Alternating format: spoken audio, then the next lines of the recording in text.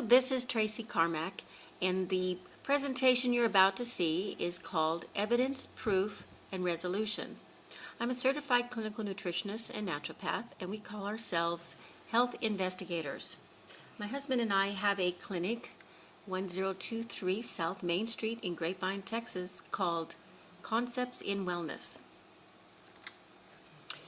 The tools of our trade include genetic single nucleotide polymorphism testing, hair analysis for mineral levels, a Flexi combo test for saliva and stool that ascertains hormones, food intolerances, parasites, urine testing for neurotransmitters, and standard blood tests.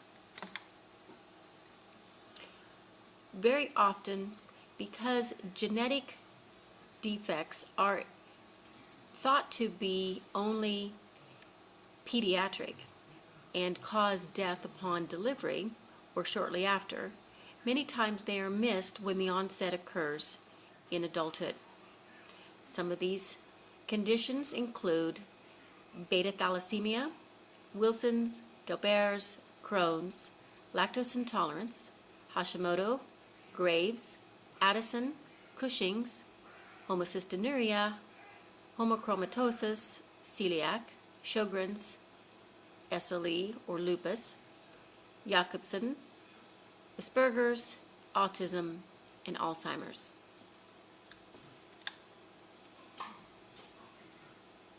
Single nucleotide polymorphisms will present themselves as homozygous and heterozygous defects on alleles of enzymes in primary metabolic pathways in the areas of detoxification.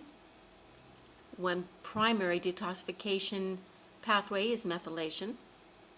In hormones, also involving methylation, vitamin D, cardiovascular, metabolism of neurotransmitters, growth and development.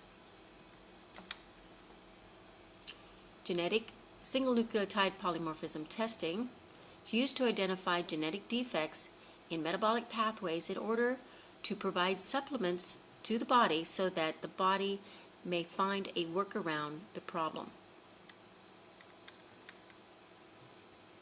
It's also thought that there are no vitamin deficiency disorders, but because of the high use of pharmaceuticals and poor diet, many symptoms that are presenting themselves have underlying vitamin deficiency at their core.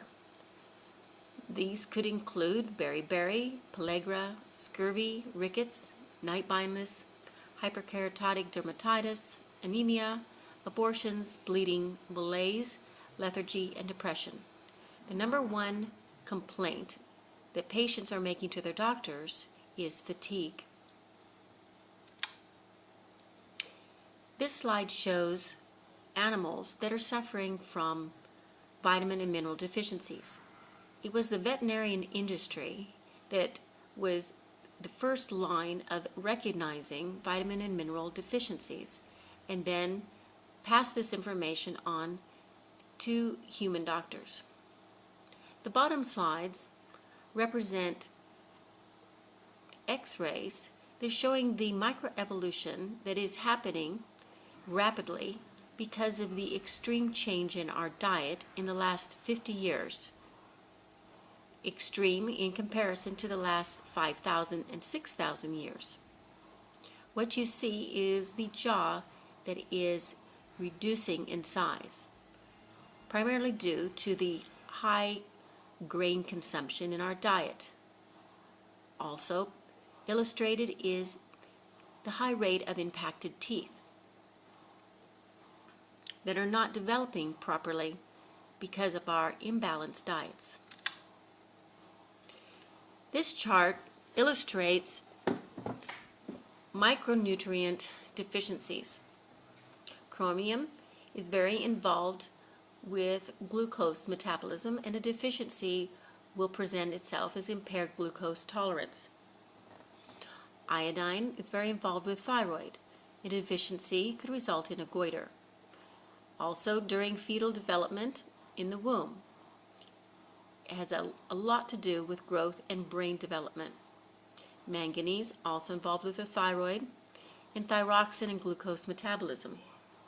Selenium, when deficient, presents Cushing's disease when there's a Coxsackie virus, and can manifest as a cardiomyopathy. Also muscle weakness, and also correlates with cancer rates. Deficiency of copper can present itself in anemias and thyroid disorders. Low iron, also anemias, and pica, a disorder that presents itself as a craving for things such as dirt, paper, or otherwise non-food items. Molybdenum in deficiency can cause tachycardia, headaches, and nausea. Zinc, when deficient, can impair growth, delayed sexual maturation, and hypogonadism. These are the macronutrients. When deficient, calcium, in a situation of low calcium, would cause muscle cramps, brain function problems, rickets in children, osteomalacia, and osteoporosis in adults.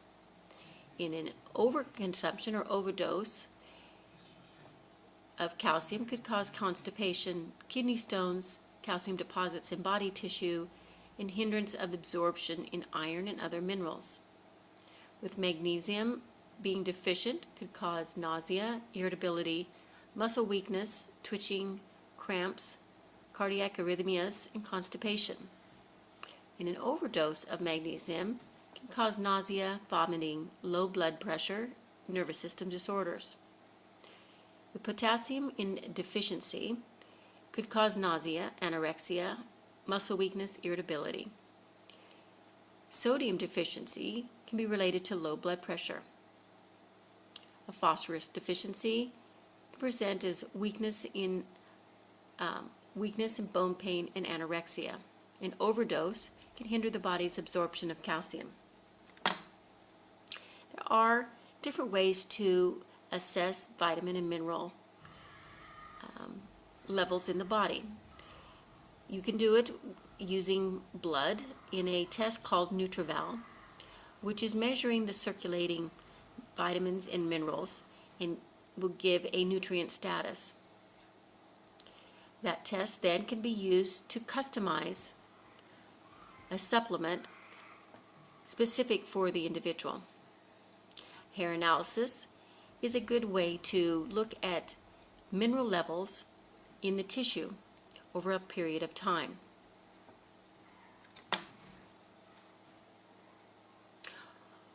An imbalance of hormones can present as stress, fatigue, menopause, andropause, amenorrhea, infertility, weight gain, and libido loss. Many times, the imbalance can be determined to be estrogen dominance, hyper or hypothyroidism, hyper or hypoadrenalism, low testosterone, or insulin resistance. The first step is to assess the balance of an individual concerning their physical health, emotional health, and mental health, and to rank what conditions will be approached in priority. Also to give an expectation or a time frame. The typical expectation is for every year of illness, 1 month of healing should be expected. The following are examples of protocol care plans showing different conditions of cardiovascular, depression, and vector-borne illness and nutritional support to give an expectation of cost, type of testing, and time. This is an example of a 60-year-old female with cardiovascular issues, adrenal exhaustion, diet, and thyroid concerns. There are a number of functional tests that are used to assess these conditions that are not typically used in conventional settings. Next example, also of a 60-year-old female who's had a long term of depression, memory loss, hair loss. The genetic single nucleotide polymorphism testing was able to shed light on pathways that are involved with depression and giving an idea of which supplements can be used. Our clinic also has other instruments that are used to assess, such as Zyto and EVOX. This type of instrumentation falls under the category of energy medicine and looks for resonance and electrocurrent vibrations in the body called meridians. This is an example of a 40-year-old female who has a vector-borne illness of unknown causes. This is a complicated protocol and required complex testing and long-term care. In summary, I want to give an example of how ADHD, or attention deficit hyperactive disorder, and autism are related. If a mother is low in methyl tetrahydrofolate, which can occur because of the consumption of synthetic folic acids, which deplete the natural or methyl tetrahydrofolate, MTHFR, or if she has a MTHFR defect in her single nucleotide presentation on her chromosome. She then is more likely to have an infant that can be homozygous or heterozygous for MTHFR. In a heterozygote situation, this infant is more likely than the general population to have an unmanifested ADHD condition. If the alleles are homozygous, then the probability of autism is possible in comparison to the normal population. If either one of these conditions are challenged with an environmental assault, such as exposure to heavy metals, such as thimerosal in a vaccination, a viral propagation in the gut through measles or rubella, or have digestive challenges due to gluten intolerance, sugar, artificial preservatives, colorants, or xenohormones that are released with plastics, then these children are more likely to manifest ADHD or autism.